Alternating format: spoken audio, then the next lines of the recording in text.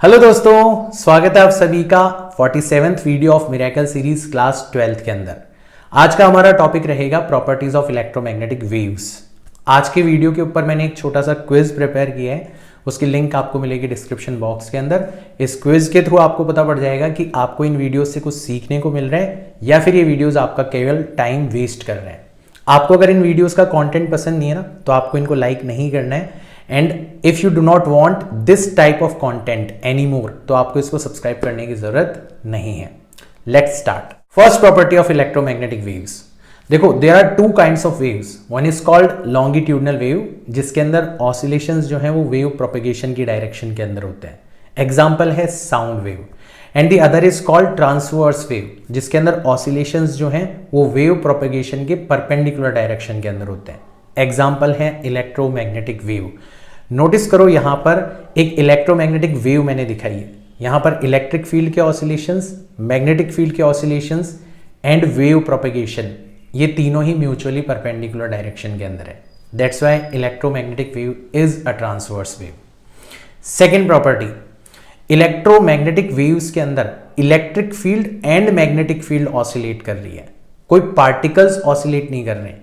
इसका मतलब ये विदाउट मीडियम भी प्रोपेगेट कर सकती है, इसलिए इनको कहा जाता है नॉन मैकेनिकल वेव्स।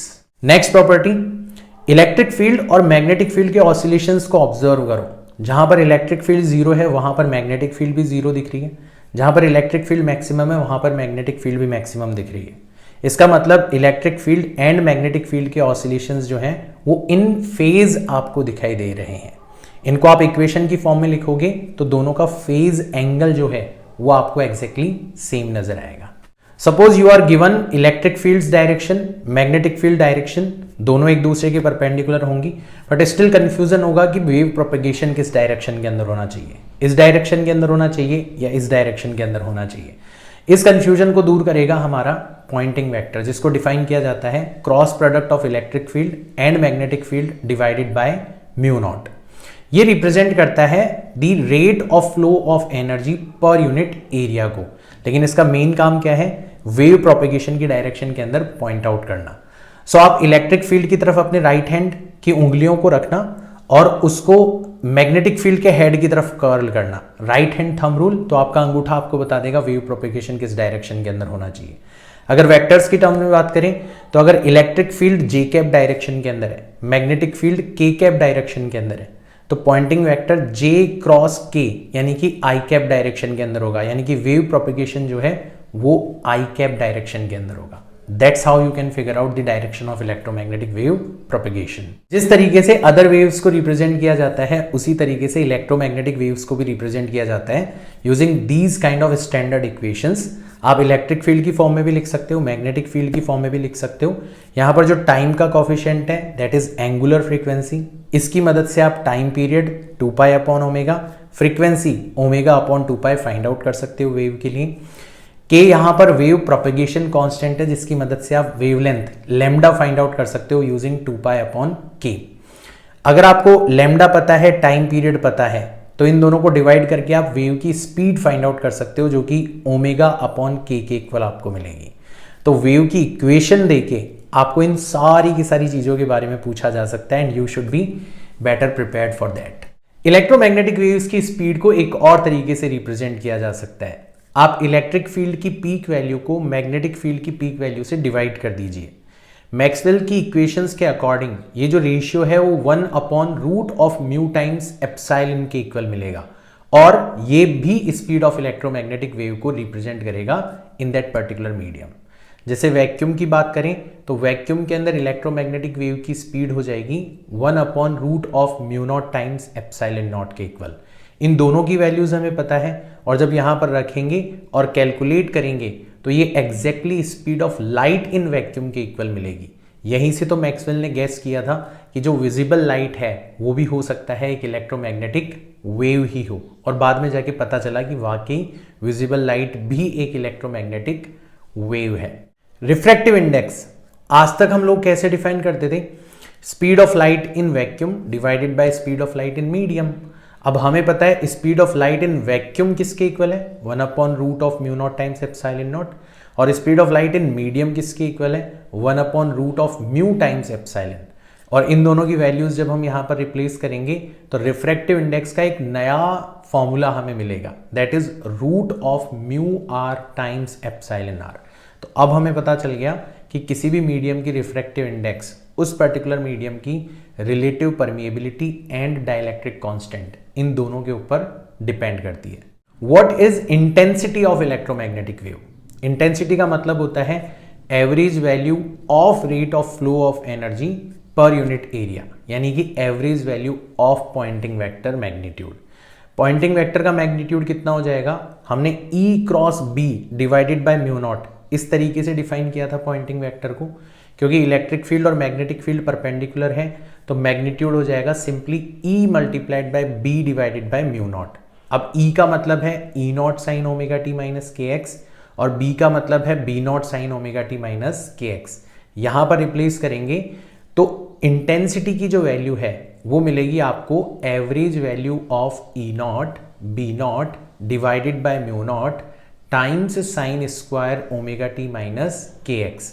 अब sine square omega t minus k x इसकी एवरेज वैल्यू होती है 1/2, साइन हो या कॉस हो, इनकी जो स्क्वायर्ड टर्म है एक साइकिल के लिए एवरेज वैल्यू 1/2 होती है। हमने ऑल्टरनेटिंग करंट के अंदर भी इस फैक्ट के बारे में पढ़ा था। तो इंटेंसिटी हो जाएगी E not B not divided by twice of mu not. आप E नॉट को रिप्लेस कर सकते हो B not multiplied by C से, तो फॉर्मूला आपको एक और मिल जाएगा C times B not square divided by twice of mu not. और अगर आप B नॉट को चाहो तो रिप्लेस कर सकते हो E not divided by C से, और C को फर्दर रिप्लेस कर सकते हो 1/√μ नॉट टाइम्स एप्सिलॉन नॉट से।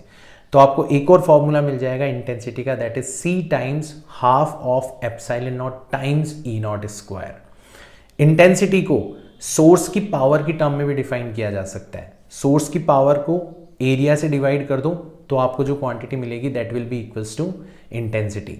और इंटेंसिटी को एनर्जी डेंसिटी की टर्म्स में भी एक्सप्लेन किया जा सकता है। आप एनर्जी डेंसिटी को स्पीड से मल्टीप्लाई कर दो तो जो क्वांटिटी मिलेगी दैट विल बी इंटेंसिटी।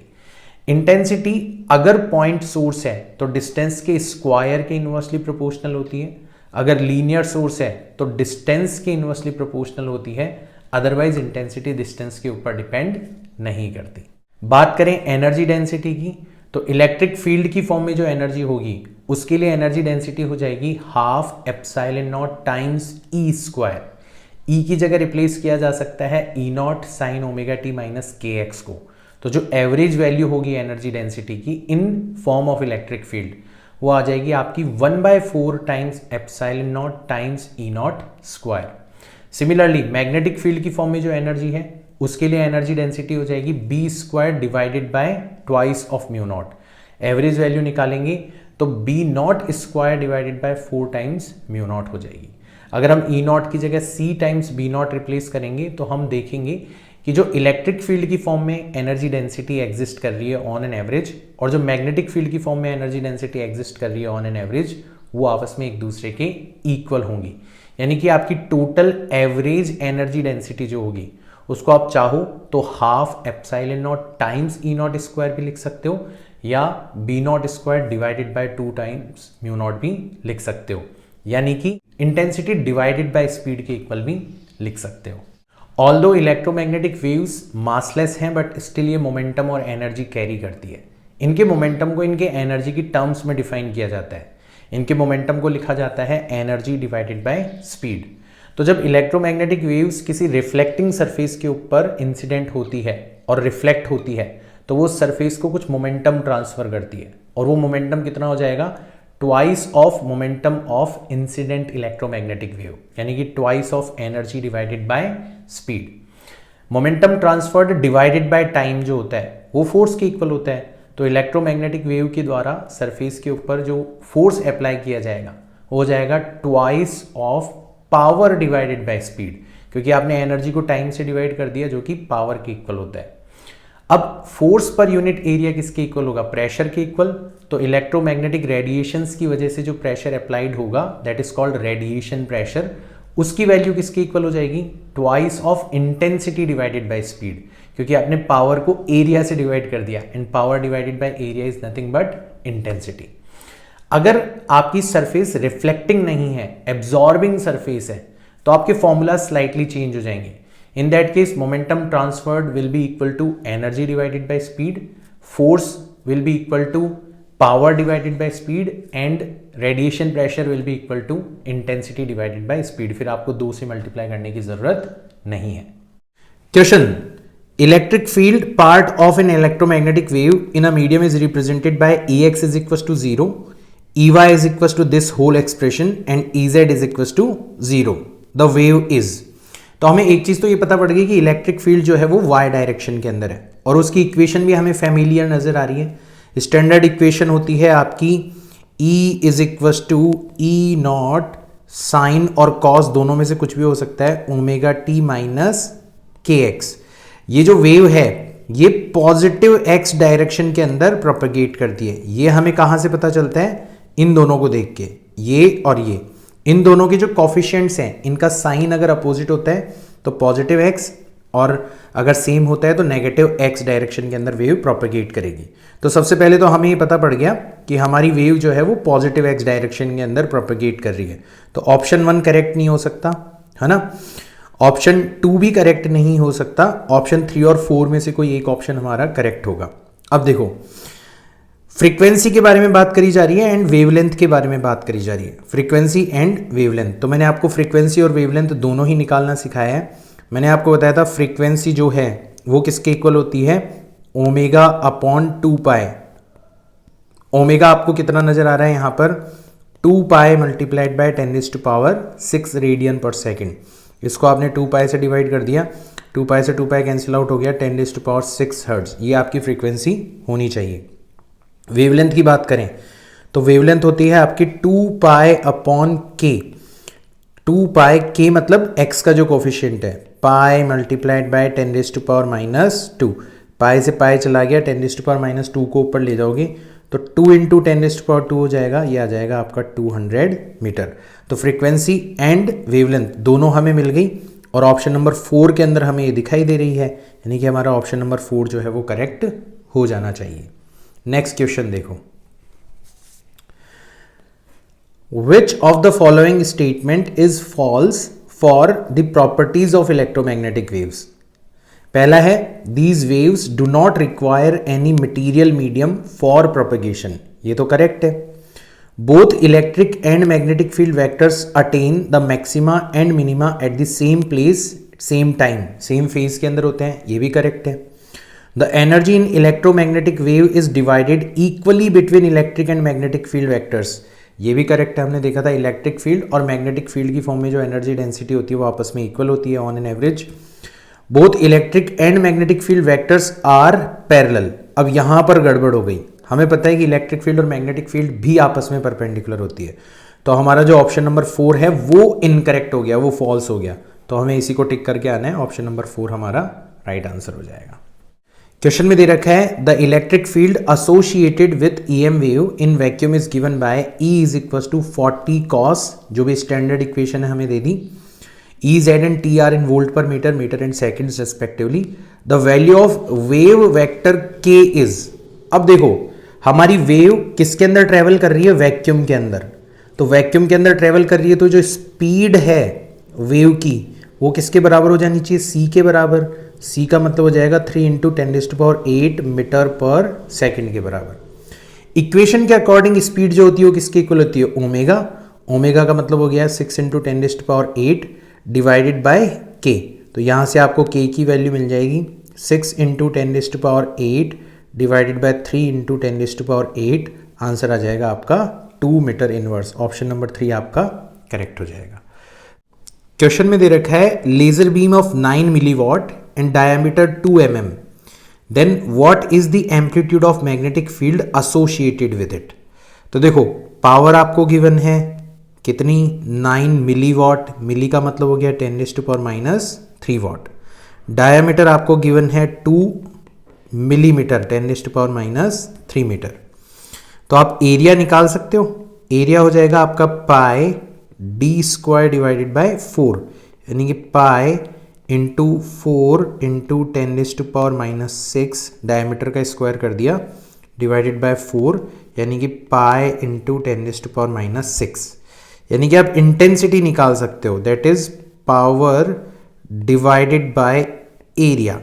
तो पावर आपको दे रखी है 9 इंटू 10⁻³ और एरिया आपको दे रखा है पाई इंटू 10⁻⁻6, तो ये हो जाएगा 9/पाई इंटू 10⁻3।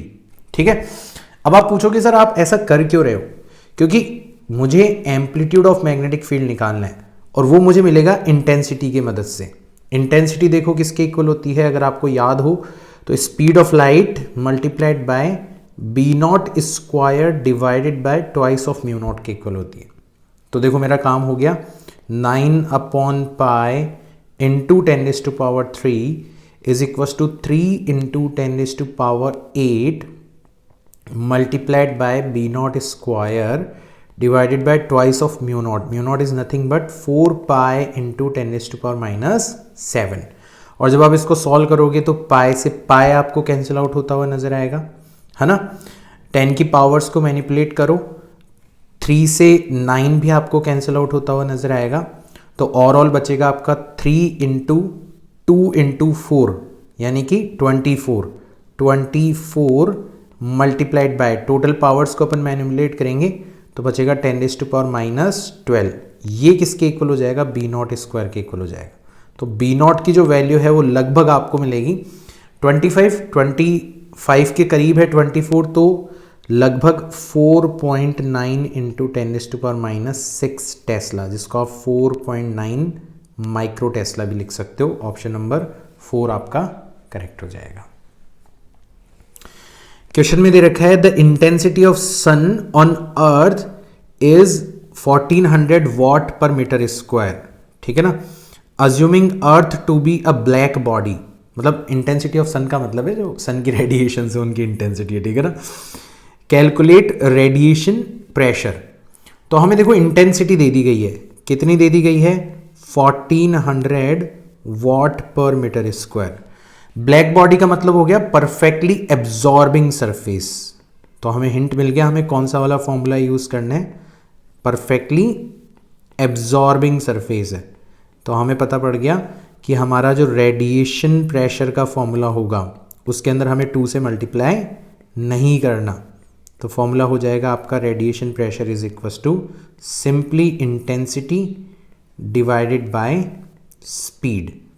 अब इंटेंसिटी आपको दे ही रखी है 1400 और स्पीड हो जाएगी आपकी 3 इंटू 10⁸।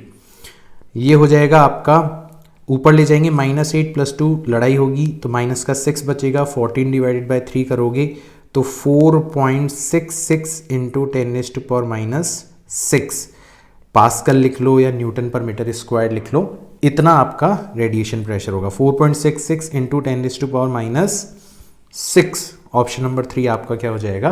करेक्ट हो जाएगा। For an EM wave E is equal to E0 sine, ठीक है, पूरी स्टैंडर्ड इक्वेशन हमें दे रखी है in a medium, then its refractive index is. अब देखो सबसे पहले तो अपन इस ईएम वेव के लिए ओमेगा फाइंड आउट करते हैं। ओमेगा क्या है? Simply 12 into 10⁻6 into 2 into 10⁸। ठीक है, मतलब जो टाइम का कॉफिशिएंट है। हम k फाइंड आउट करते हैं, k is nothing but 12 into 10⁻6 जो z का कॉफिशिएंट है। तो हमारी जो स्पीड है वो कितनी आ जानी चाहिए? ओमेगा अपॉन k डिवाइड करोगे तो 2 इंटू 10⁸ मीटर पर सेकेंड आ जाएगी। तो ये स्पीड इन मीडियम है। स्पीड इन वैक्यूम हमें पता है कितनी होती है, 3 इंटू 10⁸ मीटर पर सेकेंड। तो जो रिफ्रैक्टिव इंडेक्स है उसको अपन डिफाइन करते हैं speed in vacuum, speed in medium, इन दोनों के रेशियो से, यानी कि 3 इंटू 10⁸, 2 इंटू 10⁸। तो ये आ जाएगा आपका 3 डिवाइडेड बाय 2। Option number